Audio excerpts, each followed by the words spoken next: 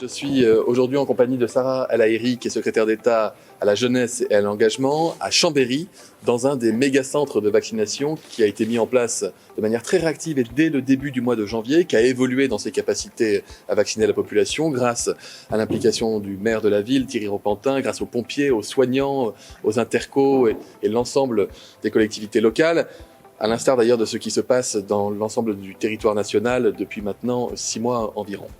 Nous sommes ici dans un centre qui est exemplaire, qui est capable de vacciner à flux tendu. Je crois que le 100 millième habitant a reçu son injection de vaccin mardi de cette semaine. Et ce centre est encore, moi je leur ai demandé d'encore pouvoir augmenter les capacités de vaccination parce que nous avons les doses et qu'il y a surtout beaucoup de demandes.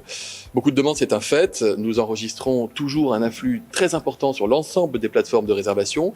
Beaucoup viennent également vers les centres de vaccination sans rendez-vous pour pouvoir se faire protéger le plus vite possible. Nous sommes à plus de 3 millions, vous le savez, de rendez-vous qui ont été pris depuis l'intervention du président de la République. Écoutez, nous avons eu le plaisir d'accueillir sur le centre de vaccination donc le ministre de la Santé, M. Véran. Il est venu tout simplement se rendre compte sur le terrain du fonctionnement d'un centre de vaccination. Aujourd'hui, la jauge est à 2000 vaccinations jour, donc l'ensemble de la communauté des soignants est mobilisé avec l'appui des collectivités et c'est ce qui fait, je pense, le succès du fonctionnement de ce centre qui est effectivement actuellement à un niveau de sollicitation élevé.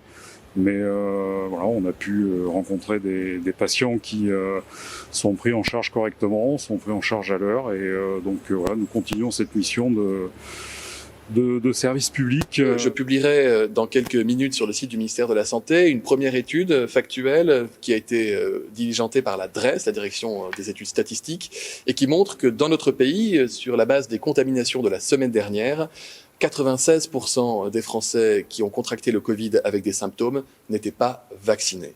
Et c'est quasiment 96% aussi des Français qui ont contracté le variant Delta avec des symptômes qui n'étaient pas vaccinés. Ce qui confirme les données des études cliniques des laboratoires, ce qui confirme les études en vie réelle telles qu'elles ont été observées en Angleterre, en Israël et dans d'autres pays. Chaque semaine, nous aurons à renouveler ces données et je souhaite pouvoir les communiquer en toute transparence.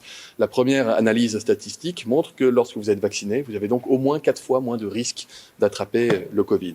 J'ai déjà parlé de premières études qui restent à affiner évidemment, qui portent sur les cas graves et les hospitalisations, qui montraient qu'il n'y avait pas de patients vaccinés qui avaient été admis en réanimation dans les hôpitaux que nous avons interrogés. Là encore, toutes ces données seront communiquées en toute transparence. Donc, vaccinez-vous.